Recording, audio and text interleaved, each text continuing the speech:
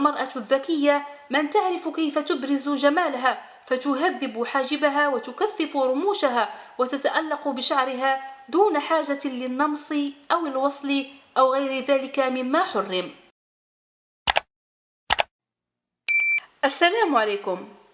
الاهتمام بالجمال والزينة خاصة في المناسبات من أكثر الأمور المحببة إلى قلوبنا نحن النساء، وديننا قد راعى هذا الاحتياج النفسي عندنا، فجعل أصل الزينة الإباحة والجواز.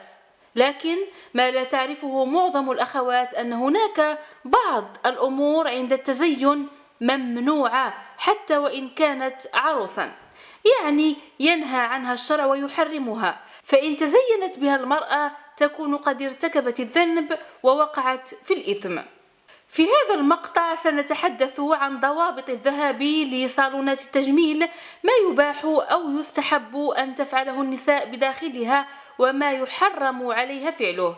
وفي المقطع الموالي بإذن الله سنتحدث عن ضوابط إقامة حفلات الأعراس أو الحضور فيها كما طلبتن أخواتي.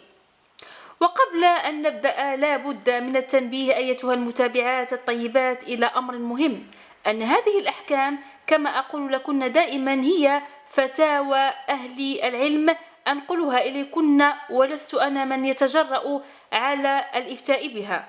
ثانيا أنني اعتمدت في هذه الأحكام على رأي الجمهور، يعني ما يتفق عليه غالبية العلماء بأدلة صحيحة، وليس كل عالم أو فريق على حدة. ومن شاءت الاطلاع على مصادر هذه الأحكام فستجدها بإذن الله في صندوق الوصف. وأول هذه الضوابط وهو شرط أن يكون الصالون في حد ذاته مناسبا. ماذا نعني بمناسب؟ يعني أولا أن يكون ذو سمعة طيبة، فبعض الصالونات تستباح فيها بعض الأمور المنهية بشكل معتاد كالكلام البذيء، التدخين، عدم التستر، وكذلك أن لا يكون مختلطا. فالكثير يعني من الصالونات وإن كانت نسائية اليوم تعتمد فعلا على حلاقين أو مزينين ذكور، والطامة الكبرى أن أغلب النساء أصبحن يفضلن عمل شعورهن وحتى المكياج عند مزين بدعوى أن الرجل في عمله أكثر إتقانا، وهذا ما عمت به البلوى. فلننتبه أختي، لا شيء أبدا أبدا يبيح لك هذا الأمر تحت أي ظرف كان. ثانيا عدم كشف العورة المحرمة بدعوى التزين للزوج، فسبق في عدة مقاطع أن أوضحنا أن للنساء عورة حتى أمام النساء، فلا يكشف أمامهن إلا ما اعتادت النساء كشفه في العادة حتى أمام محارمها من الرجال، وكلما كانت أكثر عفافا واحتشاما كان أفضل. ومن المعضلات التي تفشت في جل الصالونات هي استباحة الاطلاع على عورات النساء، بل والعورة المغلظة، وهي المنطقة يعني منطقة الحوض أو السوأتان كما يطلق عليها. فإذا كان ما فوق الركبة إلى السرة بين النساء يحرم يعني النظر إليه، فما بالكم يعني بهذه المنطقة، فهي طبعا أشد تحريما. ومع الأسف فغالبا ما تكشفها النساء على الكوافيرة لإزالة الشعر، وهذا يحرم قطعا أخواتي، بل حتى لو كانت يعني أمها أو شقيقتها إلا لضرورة كالعلاج والتداوي وليس التزيين وإن كانت عروسا.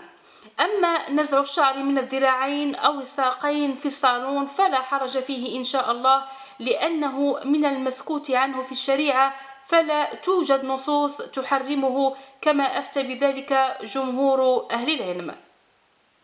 أما بالنسبة لزينة الوجه فالمؤكد بنص صريح أي بحديث لعن النامصة والمتنمصة أن نمص الحواجب حرام قطعا، سواء كان ذلك عبر نتف الزوائد بالملقاط أو حلقهما بالشفرة أو قصهما بالمقص، ولا فرق في هذا الحكم بين المتزوجة وغير المتزوجة.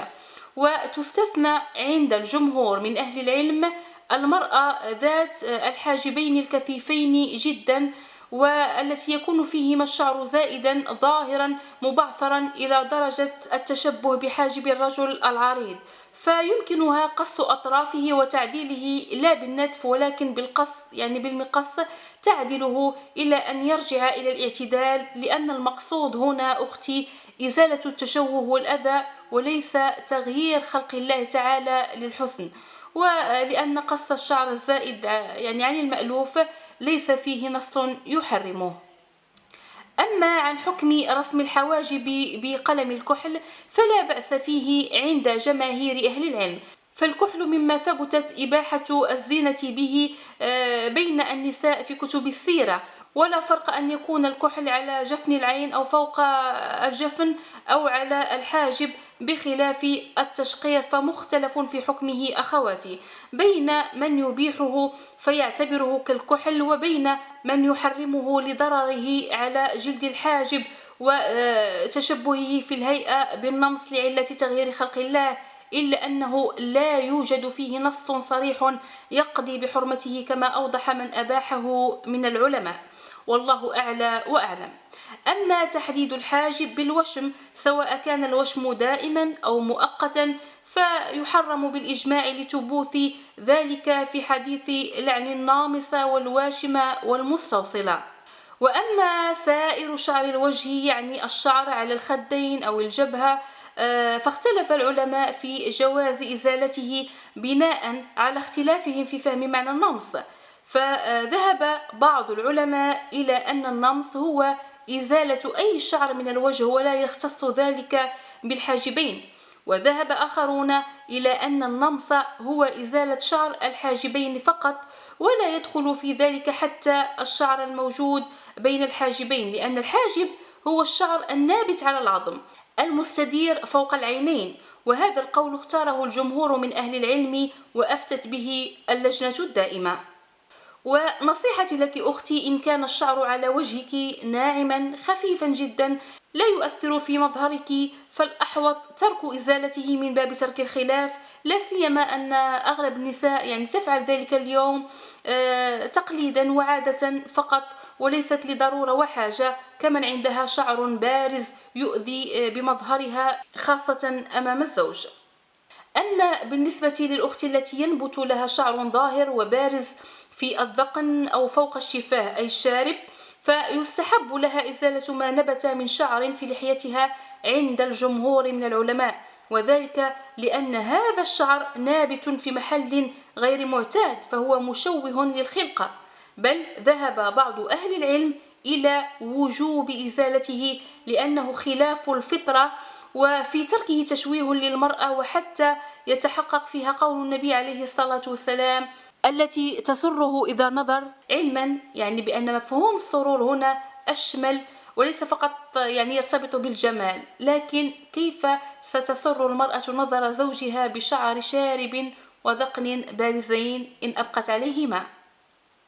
أما بالنسبة لزينة الشعر أخواتي فجمهور العلماء متفقون على أن قصه يباح للمرأة ما لم تكن القصة فيها تشبه بالرجال، وجعلوا ضابط ذلك حد شحمتي الأذن، كما يمنع التشبه بنساء معلوم عليهن الفسق، كما تأخذ يعني صورة راقصة أو مغنية وتطلب من الكوافيرة نفس يعني قصة شعرها، بل الأولى قصه وفق ما هو متعارف عليه بين النساء. أما التسريحات ففيها سعة الحمد لله، سرحي شعرك يعني بأي هيئة أو شكل تودين أختي، لكن انتبهي لشكل الكعكة أو ذيل الحصان أو أي شكل فيه رفع للشعر إلى فوق، فهذا مما نهى عنه الكثير من أهل العلم، وإن كان البعض منهم أجاز للمرأة أن تتزين به أمام زوجها، لكن غالبية أهل العلم حذروا منها، لأن ذلك قد يدخل المرأة في حديث النبي عليه الصلاة والسلام عن النساء الملعونات في آخر الزمان اللواتي تجعلن رؤوسهن كأسنمة البخت المائلة. فالأفضل أختي أن تبتعدي عن هذه التسريحة ما استطعتي، أما يعني عند الخروج وإن كان يغطيها الخمار فقطعا يحرم بالإجماع. ومع ذكر شعر الرأس نذكر الشعر الصناعي المركب أو ما يصطلح عليه شرعا بالوصل، وصل الشعر الطبيعي بشعر آخر ليزيد من طوله أو كثافته، فقطعا هذا فيه تحريم، سواء كان الشعر مسدلا أو عبارة عن ضفائر، كما ينتشر خاصة في الدول الإفريقية، أو الراستة كما نطلق عليها نحن. ويدخل في الوصل الرموش الاصطناعية، لأنها تحقق نفس المقصد، وصل الشعر الاصطناعي بشعر الرموش الطبيعي لتبدو أكثر كثافة وطولا. فهو محرم، ولا فرق في هذا بين من تريده للتزين كعروس أو غيرها، أو بين من تضعه لساعات أي بشكل مؤقت، أو تضعه دائما. أما الباروكة فمختلف في أمرها بين العلماء أخواتي، بين من يعدها من الوصل وبين من يقول أنها ليست من الوصل، لأنها توضع فوق الشعر كالخمار مثلا ولا تتصل بالشعر. وبعض أهل العلم يجيزها في حال الصلع الكامل للمرأة بسبب مرض أو سرطان، عافانا الله وإياكن غالياتي، وشفى كل أخت مصابة به يا رب. فيقول إن في هذه الحال لبسها للباروكة يكون من باب ستر العيب، لا الرغبة في زيادة الحسن والتجمل، فيكون جائزا، والله أعلى وأعلم. أما عن صباغة الشعر فيجوز للنساء صبغه بسائر الألوان المتعارف عليها كالأحمر والأصفر والبني ودرجات هذه الألوان، فهو جائز، إلا الصباغة باللون الأسود فمختلف الحكم فيها بين التحريم والكراهة أخواتي، وذلك لقول النبي صلى الله عليه وسلم في الحديث الصحيح: غيروا هذا الشيب وجنبوه السواد، ولأنه قال عليه الصلاة والسلام: إنه سيأتي في آخر الزمان قوم يخضبون بالسواد كحواصل الحمام لا يريحون رائحة الجنة. ويندرج معنى القوم في هذا الحديث الرجال والنساء معا، والله أعلى وأعلم. أما استعمال الميش أو الميش على الشعر صبغ بعض الخصلات من الشعر فقط، وإن كنت لا أفضله صراحة، لكن أكثر العلماء على إباحته ما لم يكن فيه ضرر، ما يعني أن بعضهم الآخر يحرمه. وللأخت هنا أن تتبع رأي الغالبية أو تترك الأمر إن وجدت في نفسها منه ريبة، متبعة قول من ينهى عنه من العلماء. أما عن عمل المكياج في الصالون أمام النساء فلا حرج في ذلك طبعا، ما دام المكان خاص بالنساء فقط، فهذه ليست من الزينة المحرمة أمام النساء. وطبعا أختي يجب أن تراعي هذه المسألة، أن لا تخرجي من الصالون وجهك مكشوف بهذه الزينة، لا بد من إخفائها بإسدال الخمار على وجهك أو لبسك للنقاب مع تغطية العينين طبعا، لأنهما ستكون مزينتان، ولبس النقاب على هذا الحال سيزيد الطين بالله. أما حكم لبس العدسات اللاصقة فلا بأس باستعمال العدسات الطبية الملونة إن لم يكن فيها ضرر على العين. أما لو أدى ذلك إلى الغش، كأن تظهر بها المخطوبة أمام خطيبها ليعتقد أنهما عيناها فيعجب بها، فطبعا لا يجوز آنذاك استعمالها. كذلك النقش على اليد فهو من الزينة التي لا يجب أن تظهر في الشارع أو أمام الرجال الأجانب، فاحترسي أختي. أما الوشم فلا شك أنه من موجبات اللعن ومحرم بالإجماع. وبالنسبة للأظافر الاصطناعية فوضع الأظافر لغرض الزينة والتجمل، فأجمع العلماء على أنه لا يجوز، لأن فيه تغيير لخلق الله ولما يتضمنه من الغش والتدليس، وتجوز في حالة واحدة فقط، في حال قلعت بعض أظافر الشخص لمرض أو غيره فيصبح محتاجا إلى زراعة أو وضع أظافر صناعية مكانها، فهذا لا حرج فيه لحاجة التداوي كما أفتى أهل العلم، والله أعلى وأعلم. أما الطلاء فجائز، ولكن يجب مسحه عند الوضوء حتى لا يمنع وصول الماء للأظافر. كما ينهى كذلك أخواتي عن إطالة الأظافر، ففي ذلك مخالفة لسنة من سنن الفطرة وهي تقليمها. والحكمة من التقليم النظافة والنقاء مما قد يكون تحتها من أوساخ أعزكم الله تعلق بها، ويكون في نفس الوقت ترفعا عن التشبه بمن يفعل ذلك من أهل الفسق، أو التشبه بذوات المخالب والأظفار من الحيوانات، فهذا لا يجوز. فالله كرمنا عن جميع مخلوقاته ووجب أن نكرم أنفسنا. وأخيرا نختم بالعطر. فكما هو معلوم أن خروج المرأة مستعطرة، أي وهي ترش عليها العطر أو حتى الطيب يعني البخور، ينهى عنه الشرع بنص نبوي صريح. فإذا غاليتي أجلي رش العطر حتى تصلي يعني بيتك أو قبيل انضمامك إلى النساء في مكان المناسبة أو العرس، فهكذا تأمنين على نفسك من الوقوع في الإثم. في الختام غاليتي، فأنهي المقطع بكلمة لكل أخت بشكل عام، ألا تعتقد أن بعدها يعني في التزين عن ما حرم الله تعالى سينتقص من جمالها، بل على العكس سيزيد. فكذلك للرضا بما أمر الله مفعولا داخليا ينعكس على الملامح فيزيدها يعني حسنا وبهاء. والمرأة الذكية من تعرف كيف تبرز جمالها، فتهذب حاجبها وتكثف رموشها وتتألق بشعرها دون حاجة للنمص أو الوصل أو غير ذلك مما حرم.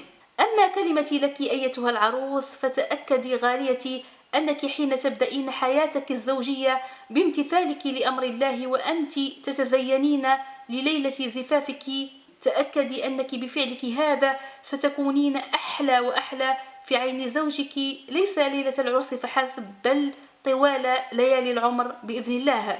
أسأل الله العظيم أن يتمم زواجك على خير ومبارك لك أختي، بارك الله لكما وبارك عليكما وجمع بينكما في خير، والسلام عليكم ورحمة الله وبركاته.